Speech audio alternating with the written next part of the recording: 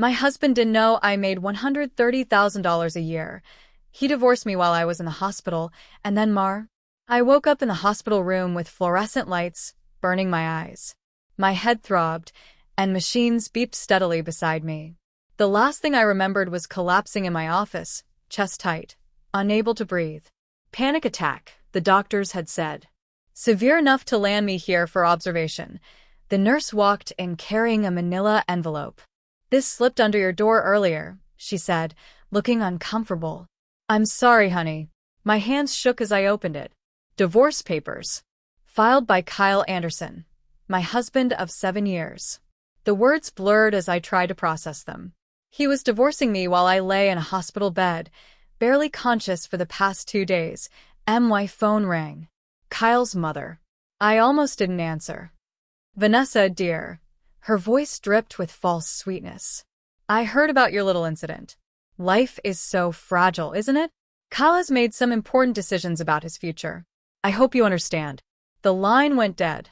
I sat there, holding divorce papers and feeling my entire world crumble. How could he do this? How could anyone be this cruel? As I lay recovering over the next few days, memories flooded back. Kyle never knew about my real salary.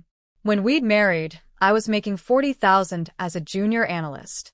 Over 7 years, I'd climbed steadily, promotions, raises, side consulting projects. Last year, I'd broken $130,000. I'd never told him. Not because I was hiding it exactly. More because he'd never asked. He assumed I still made that entry-level salary. He made $70,000 and considered himself the main breadwinner. I'd let him believe it because it made him happy. Now, looking at those divorce papers, I felt anger replacing the shock. He'd underestimated me for years, dismissed my late nights as busy work rather than the strategic projects I was leading, ignored my achievements because they didn't fit his narrative of our marriage. He thought he was leaving a struggling wife who couldn't survive without him. He had no idea I'd been quietly out-earning him for the past 3 years. The irony would have been funny if it didn't hurt so much. Kyle's mother appeared at my hospital room the next afternoon. She wore her usual designer outfit and carried herself like visiting me was some charitable act. Vanessa, I wanted to check on you personally, she said, sitting in the visitor's chair without being invited. You know, ambition can be dangerous for a woman's health. All that striving and pushing, it's not natural. I stared at her, too tired to respond. She continued, Kyle needs someone more supportive. Someone who understands a man's needs comes first. You were always so focused on your little job. She said little job like it was a hobby I'd taken too seriously. I understand, I said quietly, giving her nothing. She smiled, satisfied she'd deliver her message. I'm glad we're clear. The divorce will be straightforward since you don't have much to contribute anyway. After she left, I felt humiliation burn through me. But underneath it, something else stirred. Knowledge. Power. They had no idea what I was capable of. Maybe it was time to show them. That evening, I received a text from Alex, a coworker I'd mentored for the past 2 years. Heard you were in the hospital. Whatever you need, I'm here. Also, James wants to talk to you about the VP opening when you're ready. VP opening. I'd forgotten about it in all the chaos. James was our division director, and he'd hinted months ago that he wanted me to apply. Kyle had laughed when I'd mentioned it at dinner. VP? Vanessa, be realistic. You're good at your job, but that's a bit ambitious. I texted Alex back. Tell James I'm very interested. I'll call him tomorrow. For the first time since waking up with those divorce papers, I felt something like hope. Kyle was walking away thinking he'd won. He had no idea the war hadn't even started yet. Alex responded immediately. Hell yes. Also, we all know you're too good for Kyle. Just saying. I smiled despite everything. I had allies. I had options. I had 130,000 reasons to believe I'd be fine without him. I negotiated the VP position for my hospital bed. James called the next morning, and we talked strategy for an hour. He offered me a promotion with a salary bump to 150,000 plus bonuses. The role would start in 3 weeks, giving me time to fully recover. You're the best strategist we have, Vanessa, James said. This position should have been yours a year ago. I accepted immediately. When I was discharged 2 days later, I called Alex to celebrate. Word spread quickly through our office network. By evening, Kyle's best friend, who worked at a competing firm, had heard about it through industry connections. He texted Kyle, who then called me for the first time since filing for divorce. "I heard you got some kind of promotion," he said, his tone dismissive. "That's nice. Small steps, I guess." "Thanks," I said flatly. "I'm glad you'll be okay, financially." It made me feel less guilty about the timing of everything. Less guilty. As if his guilt was the issue here. I let him talk, learning more from his arrogance than he realized.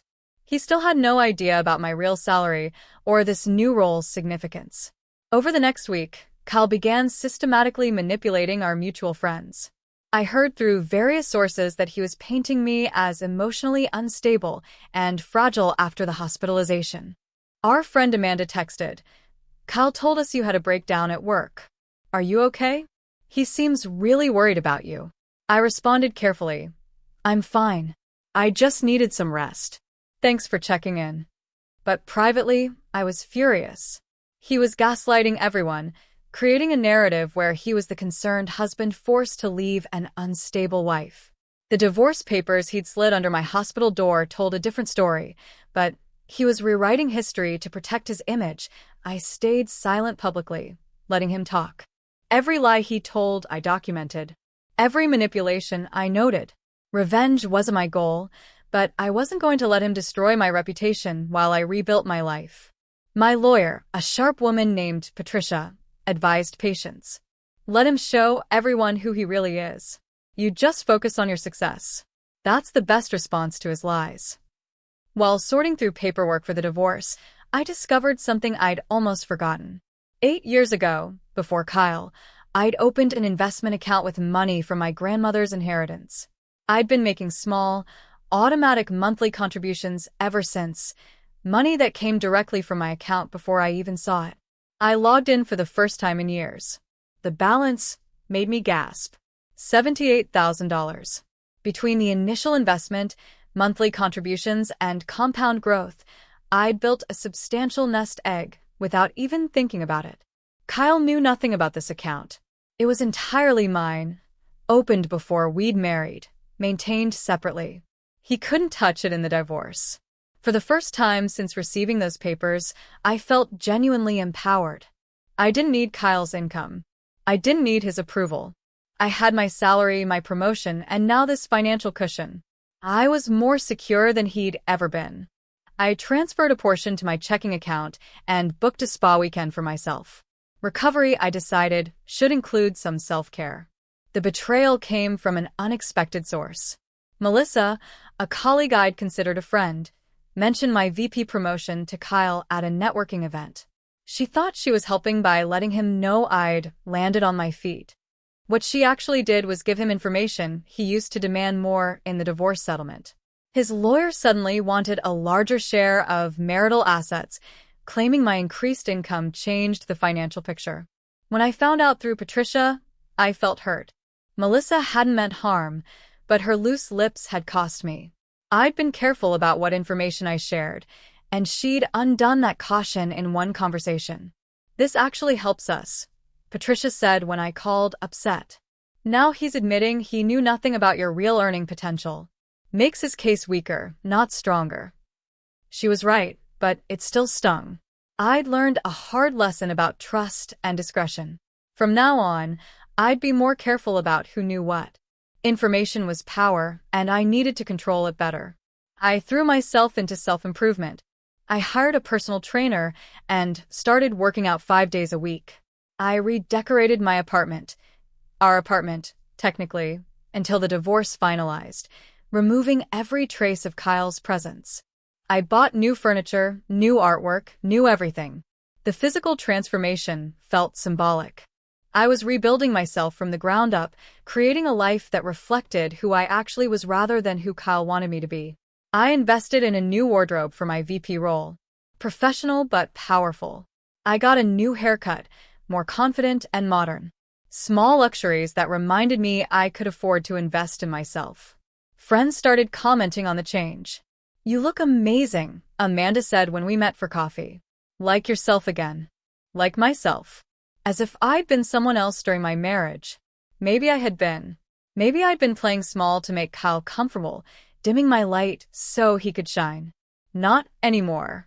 Kyle noticed during one of our final meetings to discuss the apartment. His eyes widened when he saw me. "You look different." "I am different," I said simply. Kyle started flaunting his newfound freedom at every social gathering. I heard through the grapevine that he'd been showing up to parties, buying drinks for everyone, talking loudly about his fresh start. His mother was worse. At a charity event we both attended, she practically held court, talking about how Kyle is finally free to find someone appropriate, and how sometimes people grow apart when one person refuses to grow up. I stood across the room, sipping champagne and watching the performance. Several people glanced at me sympathetically, expecting me to be devastated. Instead, I smiled politely and chatted with James about our upcoming project launch. Kyle's mother noticed me talking with my boss and frowned. She wasn't used to being ignored. Her power came from getting reactions, and I was refusing to give her one. As the evening ended, I overheard someone ask Kyle's mother, "How's Vanessa handling everything?" Her response, "Oh, She'll manage somehow." She always was a survivor. She meant it as a dismissal, but surviving was exactly what I planned to do. Surviving and thriving. The new VP role came with an unexpected responsibility. I'd be leading a major technology integration project, the same project Kyle had tried to pitch to his company months ago and been rejected. His firm thought it was too ambitious, too risky. James had more vision. "This is exactly the kind of forward-thinking initiative that will set us apart," he said during our planning meeting. "You understand the strategic value better than anyone." I threw myself into the work, assembling a team and developing a comprehensive implementation plan. The project was ambitious, but I knew I could deliver. More importantly, I knew people would notice. Kyle's company would definitely notice. They competed directly with us in several markets. When we announced this initiative publicly, it would make his firm look outdated and cautious. And everyone would know I was leading it. Alex, who joined my team, said what I was thinking. "Kyle's going to lose his mind when this goes public." I smiled. "That's not why we're doing it. But it's a nice bonus," Alex grinned. It really was. Kyle's mother requested a dinner meeting at her favorite restaurant. I almost refused, but curiosity won. What could she possibly want now? She arrived dressed impeccably, ordering wine before I'd even sat down. "Vanessa, I wanted to speak with you woman to woman," she began. I waited silently. "Kyle, and I know you'll be fine financially. You've always been practical. But we want to make sure there's no bitterness as we move forward. Family reputations matter." "Family reputations," I repeated slowly. "Is that what you're worried about?" "Of course. Kyle is dating again, and we wouldn't want any unpleasantness from you to complicate things." I set down my water glass carefully.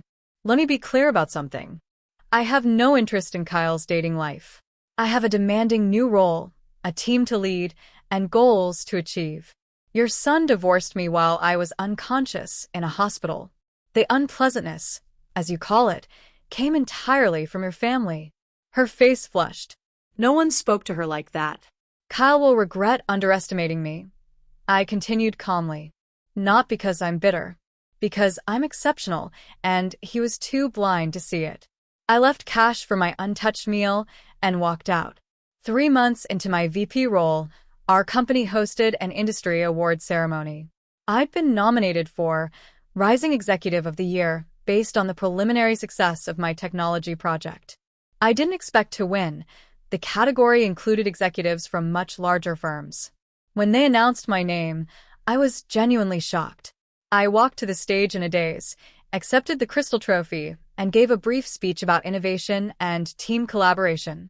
The room included competitors, partners, and industry observers. Kyle's entire management team was there. I saw them whispering among themselves as I spoke, probably wondering who I was and why they hadn't heard of me before. Kyle was there too, sitting near the back. His face was unreadable, but his posture was rigid. After the ceremony, several executives approached me with business cards and congratulations. My company's CEO pulled me aside. "That award puts us on the map, Vanessa. Well done." I noticed Kyle leaving early, shoulders hunched. For the first time, I wondered if he was starting to realize what he'd lost. Amanda, one of our mutual friends, finally told me the truth. She'd been carrying guilt for weeks and needed to confess. "Kyle has been struggling financially," she said over coffee. "He took out personal loans to fund some investments that failed. He's been hiding it from everyone, living beyond his means to maintain appearances." I absorbed this information carefully. How bad is it? Bad enough that he's been picking up freelance work on weekends. His mother doesn't know. She still thinks he's this successful professional climbing the corporate ladder. Everything suddenly made more sense. The divorce timing, his need to paint me as unstable, his focus on the settlement. He'd been desperate to maintain his lifestyle and his image. Maybe he'd even hoped to claim part of my income without me realizing how much I actually made. "Me this?" I asked. Amanda looked uncomfortable. "Because you deserve to know the truth. And because I'm tired of watching him manipulate everyone. He's not the person I thought he was. Neither was I, apparently. I was stronger than anyone, including myself, had realized." During a casual team meeting, Alex mentioned a startup seeking seed investors. It was a data analytics company developing AI-driven market prediction tools. Kyle had heard about them months ago and called them a waste of money when I'd expressed interest. I listened to his dismissal and said nothing. Now, with my investment account and new salary, I had resources to make my own decisions. I scheduled a meeting with the startup's founders. Their technology was impressive, their team was solid, and their market analysis was thorough. I invested $25,000 for a small equity stake. 3 months later, a major tech company acquired them for a price that valued my stake at nearly $200,000. The news hit industry publications, and my name was mentioned as one of their early backers. Kyle called that evening, his voice tight. "I saw the news about that startup. That was the one I told you about." "Yes," I said simply. "You invested after I said it was a bad idea?" I made my own assessment. It paid off. Silence on the line. "Then, since when do you have that kind of money to invest?" I smiled. "Since always, Kyle. You just never asked." Kyle's mother hosted a charity luncheon she'd been planning for months. I almost declined the invitation but decided attendance would be more powerful than absence. I arrived in designer clothes I'd bought with my investment windfall, confident and composed. Kyle's mother was shocked to see me, but couldn't invite me in front of her society friends. Midway through the event, she stood to thank the generous donors who'd made the luncheon possible. She listed names, including her own family's contribution. Then someone from the charity organization stood up. "We also want to recognize Vanessa Anderson, whose corporate sponsorship secured the venue and catering for today's event." All eyes turned to me. Kyle's mother's face went pale. She hadn't checked the donor list thoroughly, assuming her social circle had funded everything. My company had offered the sponsorship, which I'd personally facilitated, ensuring our corporate logo appeared on all materials. After the luncheon, Kyle's mother approached me, struggling to maintain composure. "I didn't realize your company was involved." "My division specifically," I corrected. "I oversee our community engagement initiatives now." She had no response. For once, she was speechless. That night, alone in my apartment, I felt an unexpected vulnerability. The constant strategizing, the careful image management, the need to prove myself, it was exhausting. Was revenge worth this emotional energy? I called my sister, the one person who'd supported me unconditionally through everything. "I'm tired," I admitted. "Tired of caring what Kyle thinks, what his mother thinks, what anyone thinks." "Then stop caring," she said gently. "Van, you're not doing this for revenge. You're doing this because you're finally living authentically. Success isn't about him. It's about you becoming who you always were." She was right.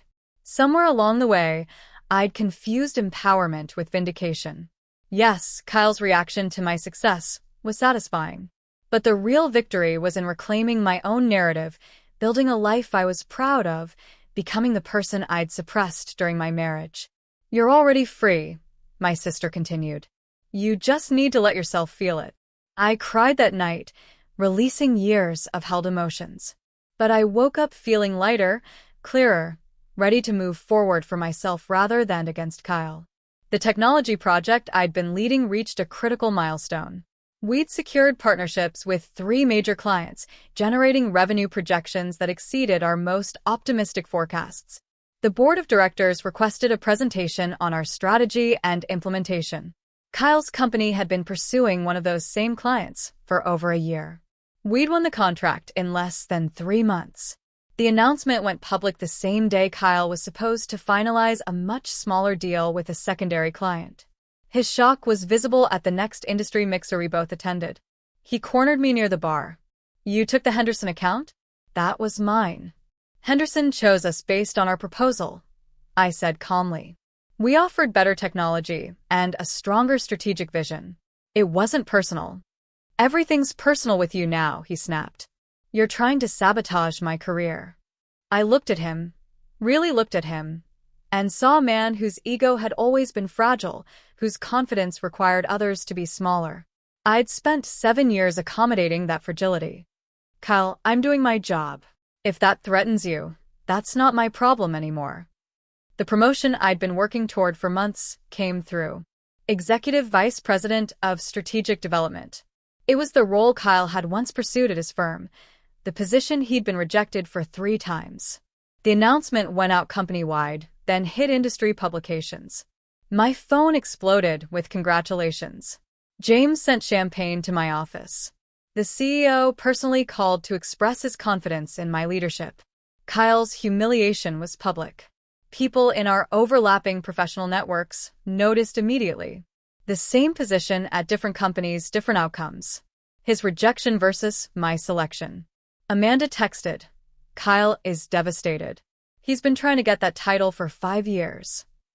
I didn't respond with satisfaction or glee. Honestly, I felt mostly tired. Tired of this competition I'd never wanted, tired of being measured against him. I'd earned this promotion through competence and hard work, not because of our history. But I couldn't deny the symbolism. The man who divorced me thinking I was professionally insignificant had just watched me achieve what he couldn't. The universe had a sense of irony. Kyle's mother started spreading different stories now. At social events, I heard through friends that she was subtly blaming Kyle for not recognizing Vanessa's potential earlier and letting such an accomplished woman go. The narrative was shifting. Now that my success was undeniable, she was repositioning herself, claiming she'd always known I was talented, that she'd encouraged Kyle to support my ambitions. Complete lies, but typical of her survival instinct. One of her longtime friends approached me at a gallery opening. "Kyle's mother speaks so highly of you now. She seems to regret how things ended." I smiled politely. "That's very kind of her." But I knew the truth. She didn't regret the divorce. She regretted underestimating me publicly. She was protecting her own reputation by revising history. I almost admired the audacity, even as it disgusted me. Kyle called that evening, drunk and emotional. "My mother thinks I made a mistake." "Do you think I made a mistake?" "I think we both made mistakes," I said carefully. "But we can't go backward." He was silent for a long moment. "You're not the person I married." "No," I agreed. "I'm the person I always was. You just never looked closely enough to see her." During final divorce negotiations, Patricia uncovered something significant. Kyle had been careless with documentation, and in his haste to file while I was hospitalized, he'd signed forms that left my separate accounts and premarital assets untouched. He essentially gave up any claim to your investment accounts, your inheritance-funded assets, and interestingly, he didn't properly document several joint purchases that you actually paid for, Patricia explained. The law was on my side. I walked away from the marriage with my retirement accounts, my investment portfolio, most of our furniture, and my reputation intact. Kyle got the ego boost of initiating the divorce, and very little else. "He rushed this," Patricia said. Probably thought he was leaving you with nothing and was so focused on that narrative that he didn't protect his own interests. His lawyer had failed him, or maybe Kyle had ignored advice in his eagerness to move on. Either way, I was securing a complete financial fresh start. When Kyle learned the final settlement terms, he tried to renegotiate. Too late. Papers were signed. We were done. The corporate gala that year was the social event of our industry. I attended as a newly promoted executive, seated at the leadership table. My recent successes, the awards, the promotions, the project victories had made me a known figure in our professional community. Kyle wasn't invited. His company sent other representatives, but he wasn't significant enough to warrant inclusion. I heard through connections that he'd been hoping for an invitation to rebuild his professional image. Throughout the evening, people approached me with congratulations and business opportunities. I fielded offers, made connections, and represented my company with confidence.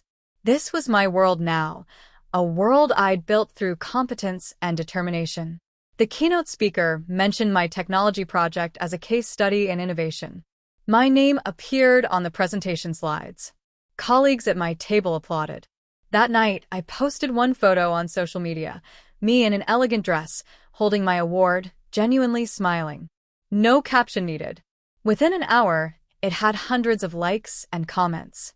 My underdog story had become an inspiration to others facing their own battles. Kyle requested one final meeting at a neutral coffee shop. I agreed, curious what he wanted now that the divorce was finalized.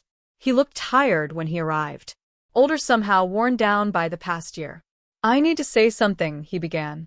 I was wrong. About you, about us, about everything. I waited silently. I didn't see you clearly. I was so focused on my own insecurities that I couldn't recognize what I had. You were always extraordinary, and I treated you like you weren't. His apology felt genuine, but it was too late. Thank you for saying that, I replied calmly. But it doesn't change anything. You filed for divorce while I was unconscious in a hospital bed.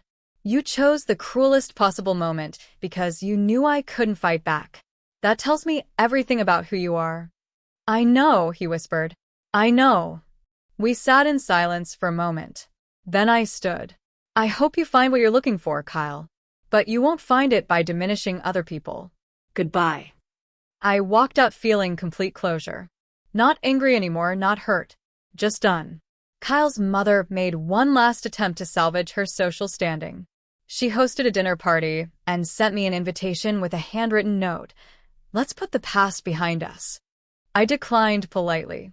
Patricia advised it was smart. Engaging with her now would only complicate things or give her ammunition for future manipulation.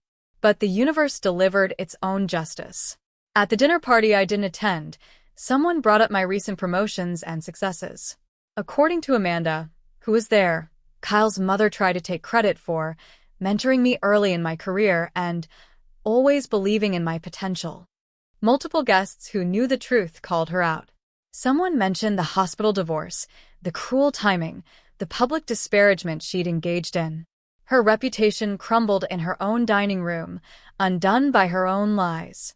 She tried calling me afterward, leaving voicemails that ranged from apologetic to demanding. I blocked her number. I didn't need her apology or her approval. I'd moved beyond caring about her opinion. 1 year after waking up in that hospital to divorce papers, I hosted a celebration dinner with the friends who'd truly supported me. My sister, Alex, Amanda, Patricia, the people who'd seen me at my lowest and helped me rebuild. We toasted to survival, to growth, to the unexpected paths life takes. I looked around the table at faces that reflected genuine love and respect, not the conditional approval I'd accepted in my marriage. To Vanessa, Alex raised his glass. Who proved that betting on yourself is always the right choice. I smiled, feeling genuinely content for the first time in years. Kyle's influence had faded to nothing. His mother was irrelevant. I'd built a life I was proud of, a career I loved, financial security I'd earned, friendships based on authenticity. The divorce that was meant to destroy me had freed me. I was no longer living small to accommodate someone else's ego. I was financially independent, professionally accomplished, and emotionally whole. That hospital room crisis felt like a lifetime ago. The woman who'd woken up to those papers was gone. In her place stood someone stronger, wiser, and unapologetically herself. Kyle had divorced the person he thought I was. He never knew the person I actually was. The woman making $130,000 who'd been hiding in plain sight, waiting to emerge. And now, finally, I was fully visible. Not to prove anything to him, but to honor myself.